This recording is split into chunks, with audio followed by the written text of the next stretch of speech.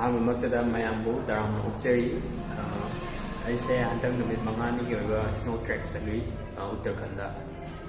Chopta ꯍꯥꯏꯕ ꯃꯐꯝ Chopta Chandrashilla ꯍꯥꯏꯕ ꯃꯐꯝꯗ ꯑꯗꯨꯒ ꯑꯃꯅ Deoriatal Lake ꯃꯐꯝꯁꯤꯡꯗꯣ ꯌꯥꯝꯅ ꯐꯖꯩ ꯁ꯭ꯅꯣ ꯑꯦꯛꯁꯄꯤꯔꯤꯌꯦꯟꯁ ꯐꯥꯔꯁ ꯇꯥꯏꯝꯅꯤ ꯑꯗꯨꯒ ꯌꯥꯝꯅ ꯅꯨꯡꯉꯥꯏ ꯏꯪꯕꯗ ꯆꯠꯂꯨꯕ ꯍꯧꯖꯤꯛ ꯂꯣꯛ ꯂꯩ ꯑꯗꯨꯅ ꯂꯥꯛꯄꯗ ꯌꯥꯝ ꯅꯨꯡꯉꯥꯏꯇꯦ ꯃꯌꯥꯝꯗ ꯋꯥꯔꯧꯕꯤꯗꯅꯕ ꯍꯥꯏꯖꯔꯤ ꯚꯤꯗꯤꯑꯣꯁꯦ ꯅꯍꯥꯟꯗꯒꯤ ꯊꯥꯒꯠꯂꯛꯄ ꯌꯥꯔꯕꯅꯤ ꯑꯗꯨꯕꯨ ꯂꯥꯏꯕꯛ ꯊꯤꯕꯗꯒꯤ ꯑꯩꯅ ꯌꯥꯝꯅ ꯄꯥꯝꯕ ꯁꯣꯔꯠ ꯀ꯭ꯂꯤꯞ ꯑꯃ ꯐꯪꯗꯕ ꯑꯗꯨꯒꯤ ꯐꯪꯗꯅ ꯂꯩꯕꯗꯨ ꯑꯗꯨ ꯍꯧꯖꯤꯛꯁꯨ ꯐꯪꯗꯦ ꯑꯗꯨꯅ ꯑꯩꯒꯤ ꯚꯤꯗꯤꯑꯣꯁꯦ ꯄꯥꯔꯠ 2 ꯊꯣꯛꯅ ꯊꯥꯒꯠꯂꯛꯀꯅꯤ ꯑꯍꯥꯟꯕ ꯄꯥꯔꯠꯇ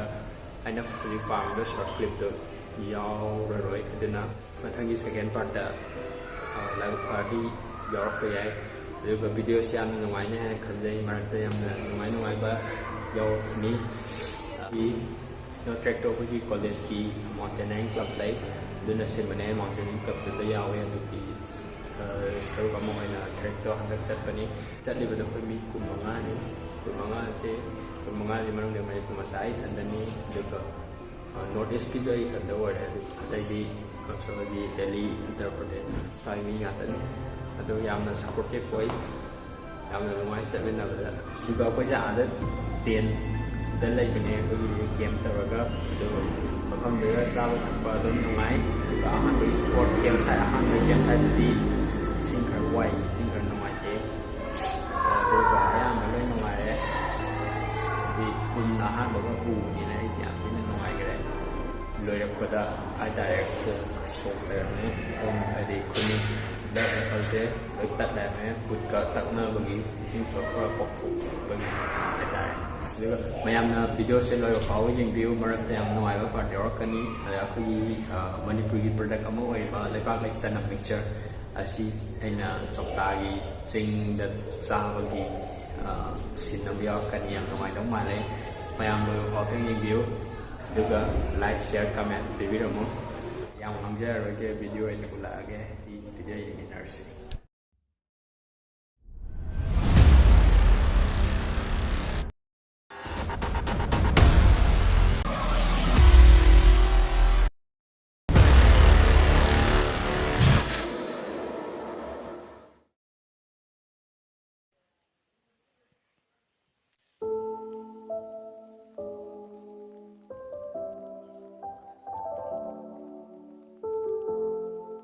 Yeah, good morning, Chopta.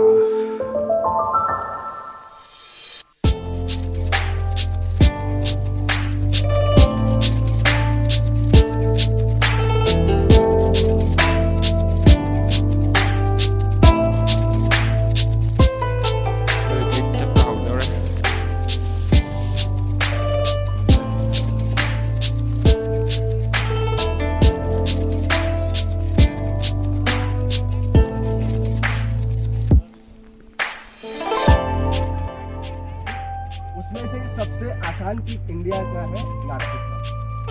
वो 3000 मीटर्स का है समथिंग 9000 फीट तो वहाँ से वो बेसिक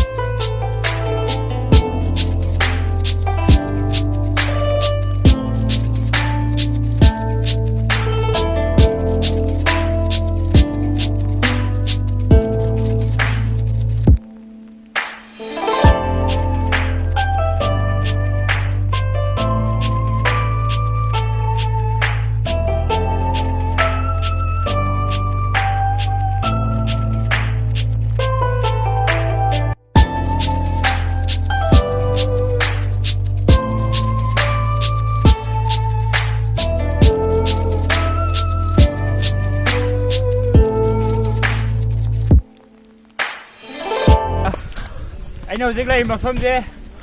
ꯆꯣꯞꯇꯥꯒꯤ ꯆꯤꯡ ꯀꯥꯈꯠꯂꯛꯑꯕꯅꯦ ꯍꯧꯖꯤꯛ ꯁ꯭ꯅꯣ ꯉꯥꯛꯇꯅꯦ ꯍꯧꯖꯤꯛ ꯎꯟ ꯉꯥꯛꯇꯅꯦ ꯂꯩꯔꯤꯁꯦ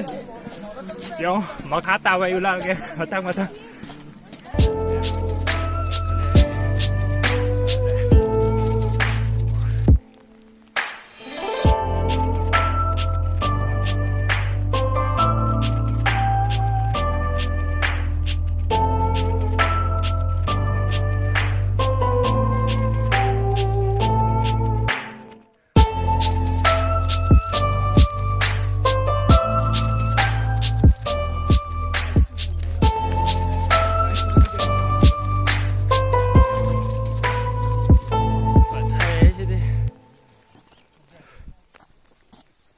biết lấy thắc lên ngùng mình lên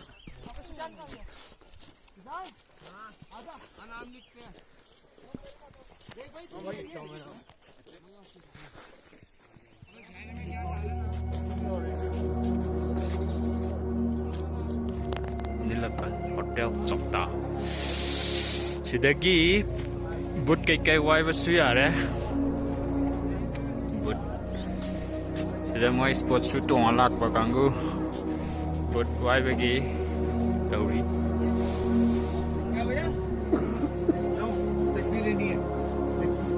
pasam yang kai da wai tu ba singka we wa ba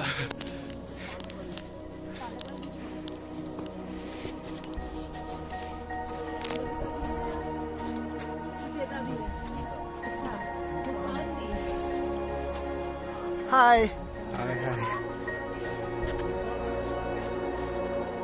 चलो इतना ले सिना भी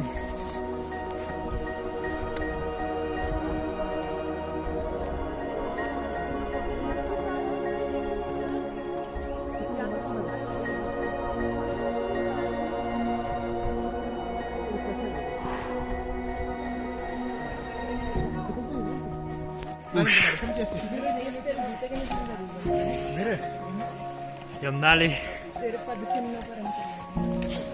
too slippery यार लिंक द मैप फोटो कोई खींच रहा है आगे चल भेज दे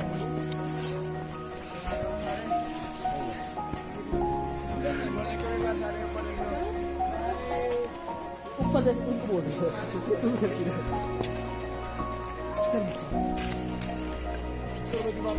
Ngusai cái đi gari thau ya labi de lak pun hesiti khong labi den kai un nga pa den si na le ni ma kha de chap yam ngam ngare khong lam yam tang den sat le शाम में तो काला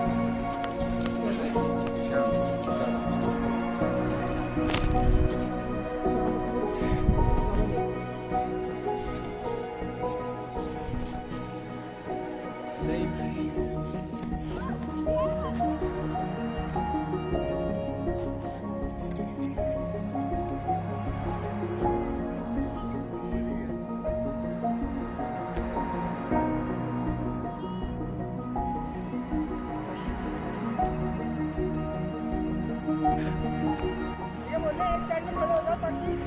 ये निकल सके वो रास्ता में नहीं आगे ya वो बोलने की भी रास्ता बनाने उनको ले lambi mang thì bagi ngatang đây đấy तो okay okay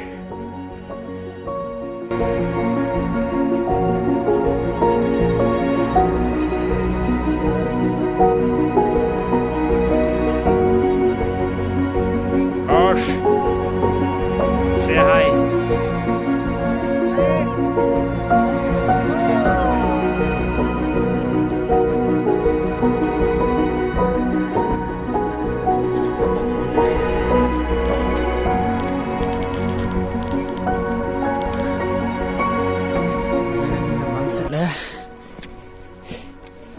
dan ini tunda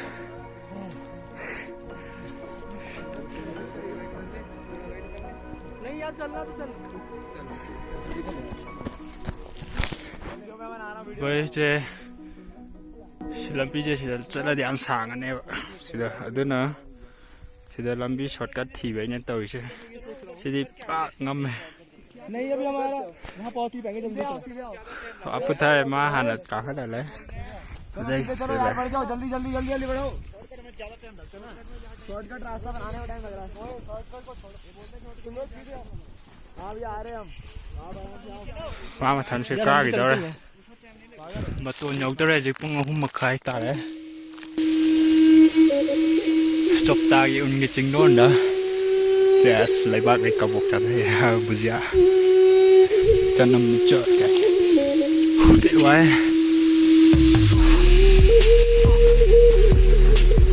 group ma maning da lai Deoriatal ram ma ka ta ra koi bi gam yo ma to nyau dor Leibaklei of putare देखिए हल्लानी मत वो न्योरे कोई रम दी तुम्हें तासला दी बेरा car ने दो ना यहाँ पे टॉप है ये इधर हल्लानी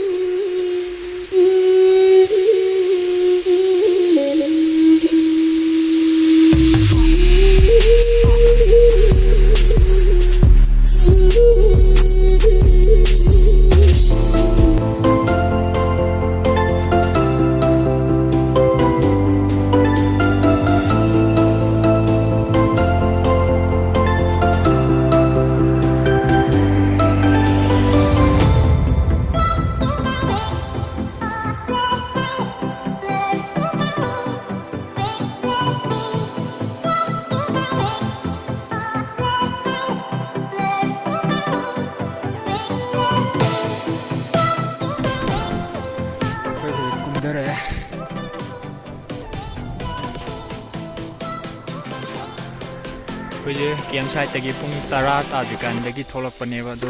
पुंग पुंग मरी तारे मरी हेले मरी दो मिनट तरा मापन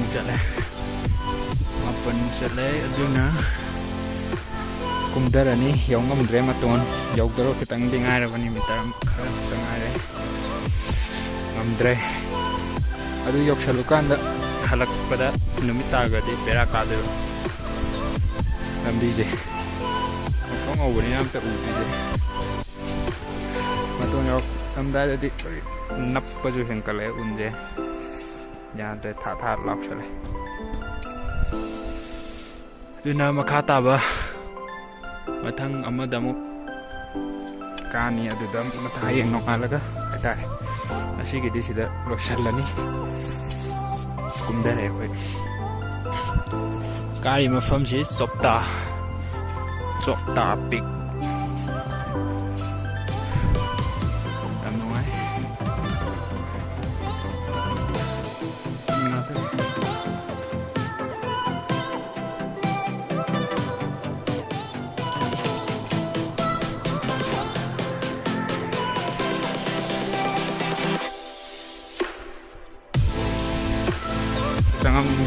Jangan tay kìa na lên tiếng mà hiện giờ này tôi nè I sit on sit na lên three là music